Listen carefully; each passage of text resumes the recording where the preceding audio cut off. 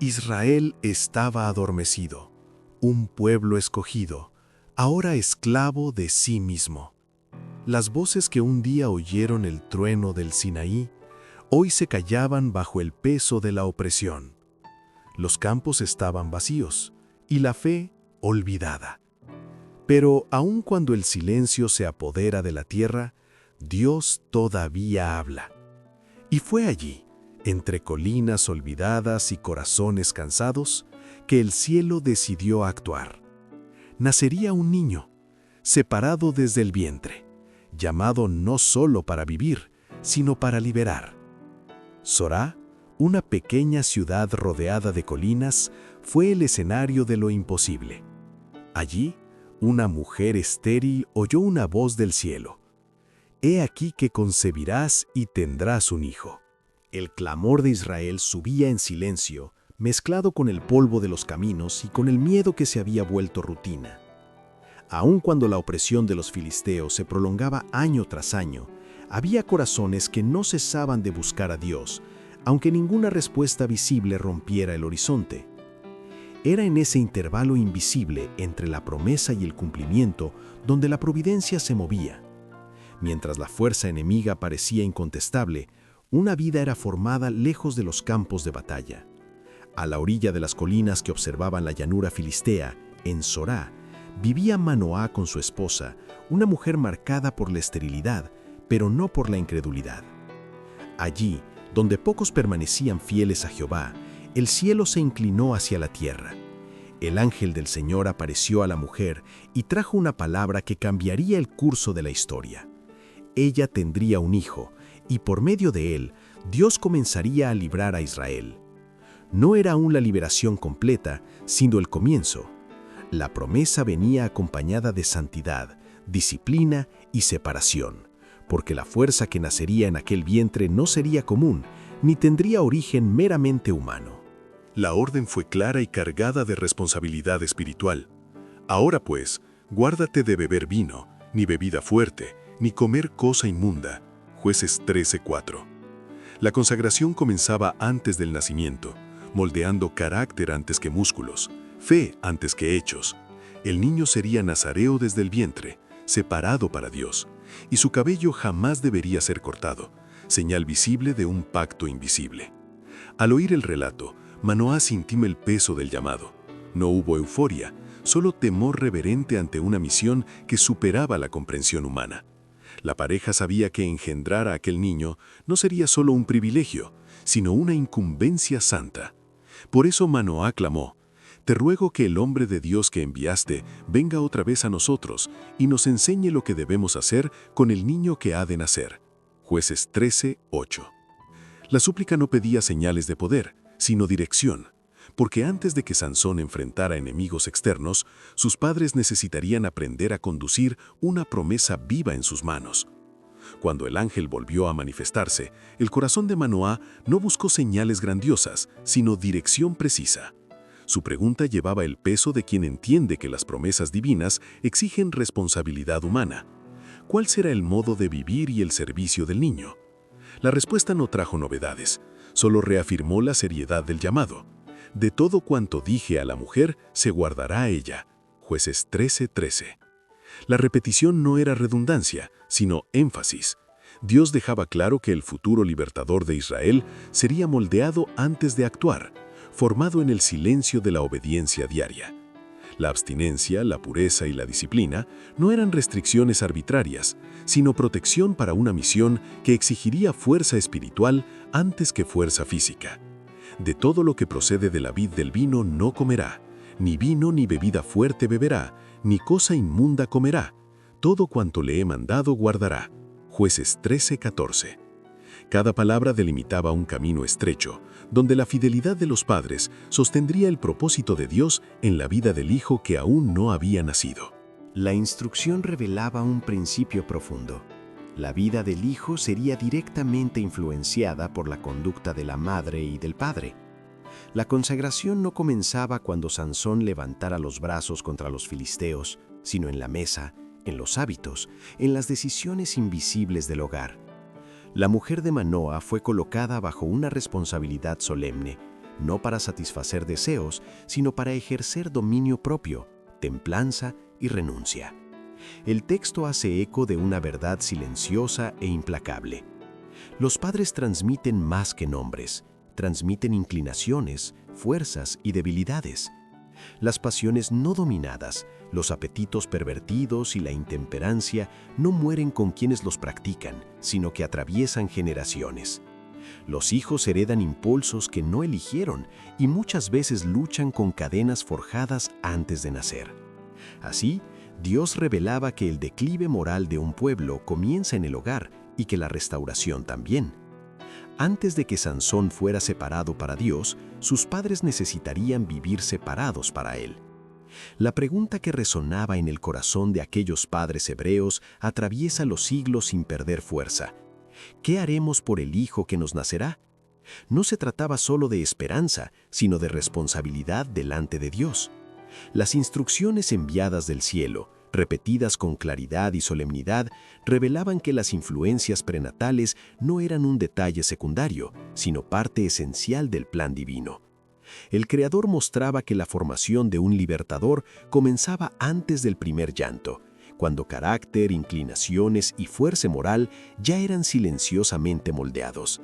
Sin embargo, no bastaba que el hijo prometido recibiera un buen legado genético o espiritual. Esto debía ser seguido por enseñanza diligente y hábitos firmemente establecidos. Desde la infancia, Sansón sería instruido en la estricta templanza, viviendo como nazareo desde el nacimiento, separado del vino y de la bebida fuerte por un compromiso permanente. Así, las lecciones de renuncia, dominio propio y obediencia no serían aprendidas en medio de la batalla, sino en la cotidianidad simple, repetida y fiel, donde la voluntad es entrenada a obedecer antes de mandar. La orden del ángel incluía también toda cosa inmunda. Jueces 13:14, revelando que la distinción entre alimentos limpios e inmundos no era arbitraria, sino fundamentada en principios que preservaban la vida. La vitalidad que marcó al pueblo judío a lo largo de los siglos estaba ligada a esta obediencia práctica. La templanza, por lo tanto, no se limitaba a la abstinencia del alcohol, sino que abarcaba todo aquello que debilita el cuerpo y oscurece la mente. Alimentos estimulantes e indigestos, aunque socialmente aceptados, muchas veces producen efectos tan destructivos como los vicios declarados, plantando semillas que más tarde florecen en esclavitud. La verdadera templanza enseña a rechazar lo que es nocivo y a usar con sabiduría lo que es saludable, manteniendo el apetito bajo la autoridad de las facultades morales e intelectuales. En este principio reposa una verdad decisiva. El cuerpo debe ser siervo de la mente, nunca su señor. Cuando este orden se invierte, el carácter se debilita. Cuando se preserva, el ser humano se convierte en instrumento apto en las manos de Dios. En el tiempo señalado, la promesa divina floreció en vida, y en la casa de Manoa nació un hijo, a quien dieron el nombre de Sansón. Desde temprano se hizo evidente que sobre él reposaba algo poco común. Su fuerza física superaba la de los demás, pero tanto él como sus padres sabían que esta fuerza no provenía solo de los músculos, sino de la consagración simbolizada por sus cabellos no cortados, señal de que era nazareo de Dios. Mientras permaneció fiel a este llamado, el poder que lo sostenía venía de lo alto. Sin embargo, la proximidad de Sorá con el territorio filisteo abrió puertas peligrosas. La convivencia con los idólatras comenzó a corroer silenciosamente su percepción espiritual. En la juventud, Sansón se dejó prender por lazos que parecían inofensivos, pero que moldearían trágicamente su historia. En Timnath, una joven filistea conquistó su corazón, y él decidió tomarla por esposa. Ante la resistencia de los padres, su respuesta reveló la inversión de valores que ya se había instalado. Ella agrada a mis ojos. Jueces 14:3. No hubo búsqueda de la voluntad de Dios, solo el dominio del deseo. El matrimonio se realizó, marcando el inicio de una unión que colocaba al escogido de Dios lado a lado con los enemigos de Israel. Era precisamente en el umbral de la madurez, cuando su misión divina debería tomar forma, que Sansón se ligó a aquellos contra quienes había sido llamado a luchar. No preguntó si aquella elección glorificaría a Dios, ni si lo colocaría en posición de cumplir el propósito de su vida.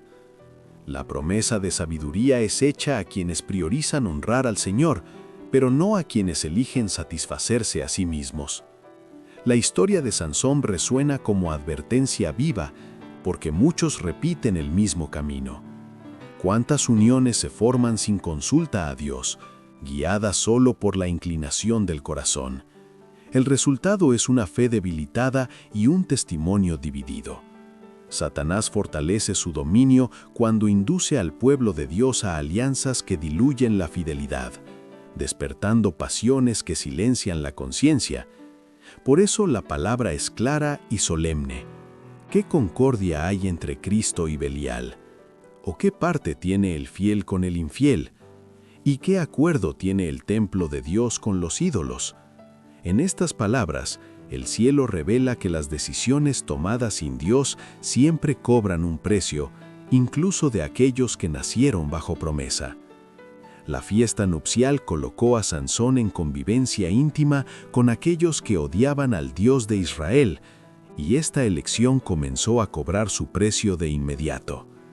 Quien se une voluntariamente a tales relaciones pronto siente la presión de conformarse a las costumbres y pensamientos de sus compañeros. El tiempo gastado en esta convivencia no solo se pierde, sino que corroe. Se dicen palabras, se comparten risas e ideas aparentemente inofensivas comienzan a minar los fundamentos del carácter. La esposa, por cuya causa Sansón había desconsiderado el mandato de Dios, reveló su infidelidad antes de que los días de fiesta terminaran. Herido en su honra, Sansón la dejó y regresó solo a Zorá. Cuando, pasado el ímpetu de la ira, volvió para buscarla, la encontró dada a otro hombre. La indignación se transformó en venganza y el fuego que consumió campos y viñas de los filisteos también encendió odio mortal en sus corazones. Respondieron con crueldad, asesinando a la mujer que habían usado como instrumento de traición. La furia de Sansón se manifestó entonces de forma devastadora y los hirió con gran mortandad, retirándose después a la peña de Etam, buscando refugio contra la persecución que se levantaba. Pero ni siquiera allí encontró lealtad. Un ejército filisteo avanzó, y los hombres de Judá, dominados por el miedo, decidieron entregarlo. 3000 subieron hasta él, no por valentía, sino por temor a su fuerza. Sansón aceptó ser atado, con tal de que prometieran no atacarlo, permitiendo que lo llevaran preso al campamento enemigo. Las aclamaciones de los filisteos resonaban como victoria segura, pero en aquel instante decisivo, lo invisible se manifestó. El Espíritu del Señor vino poderosamente sobre él. Jueces 15:14. Las cuerdas nuevas se rompieron como hilos quemados, y el hombre que había sido traicionado por aliados y enemigos fue nuevamente revestido de poder de lo alto.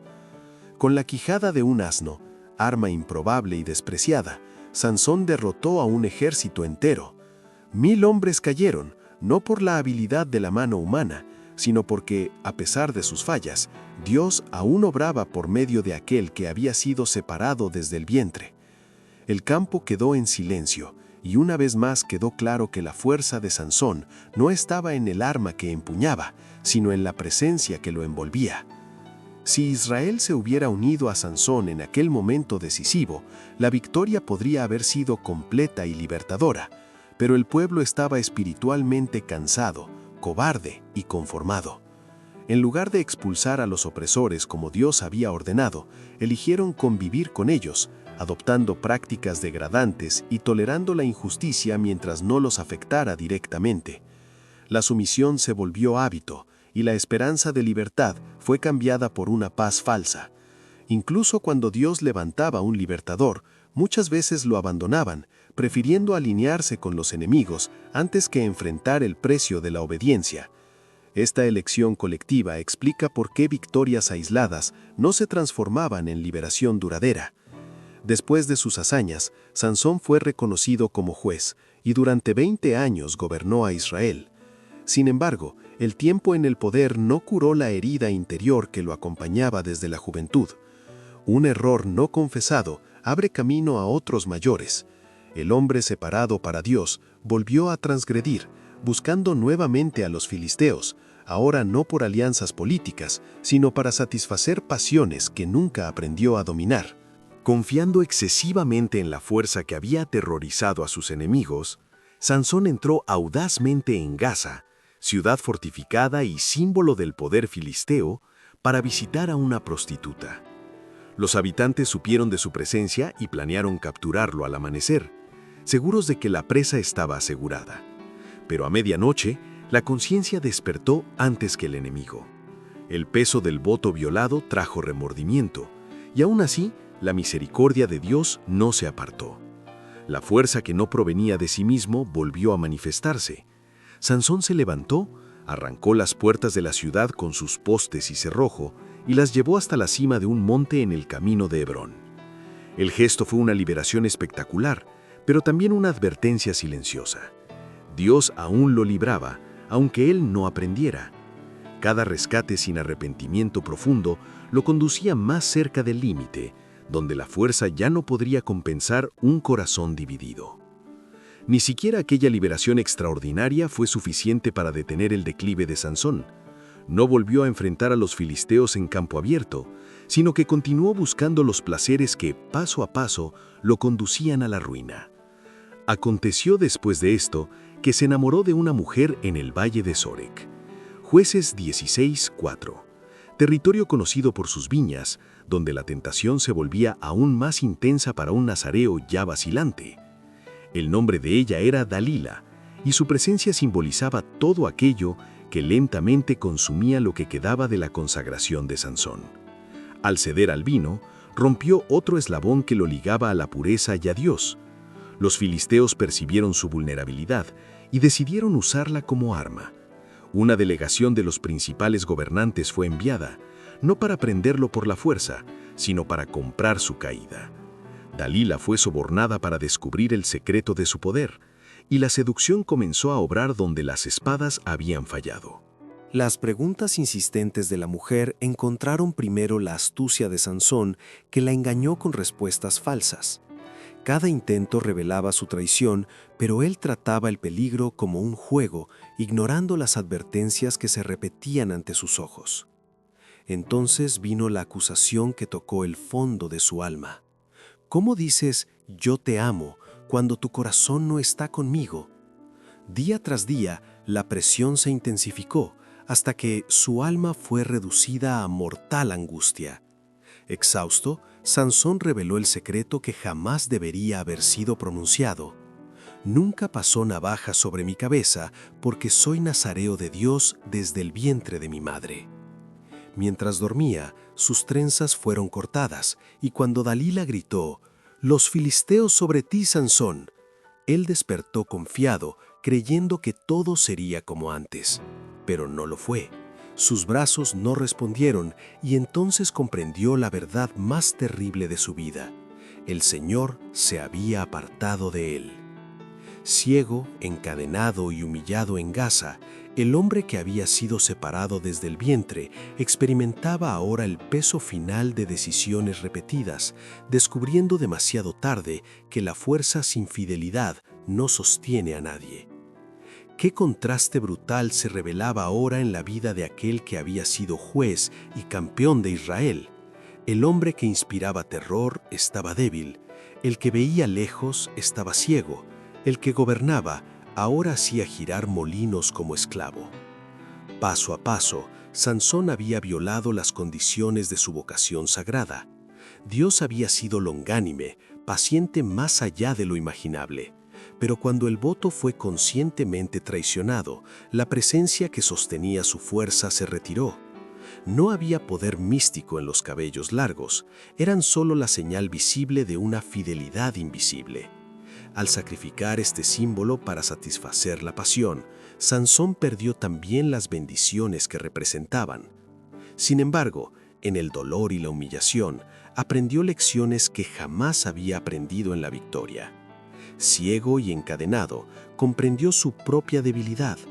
El sufrimiento generó arrepentimiento y mientras su cabello volvía a crecer, algo más profundo también se restauraba en su interior. Sus enemigos, seguros de su derrota, no percibieron que la fuerza que había perdido comenzaba silenciosamente a regresar. Los filisteos atribuyeron su victoria a Dagón, su dios, y organizaron una gran fiesta en su honor. De toda la llanura, multitudes se reunieron en el vasto templo, lleno de música, banquetes y sacrificios. Como trofeo máximo, trajeron a Sansón para hacer escarnio delante del pueblo. Risas y aclamaciones resonaron mientras se burlaban del hombre que antaño los había derrotado. Cansado, Sansón pidió apoyarse en las columnas centrales del templo y allí, en silencio, elevó su última súplica.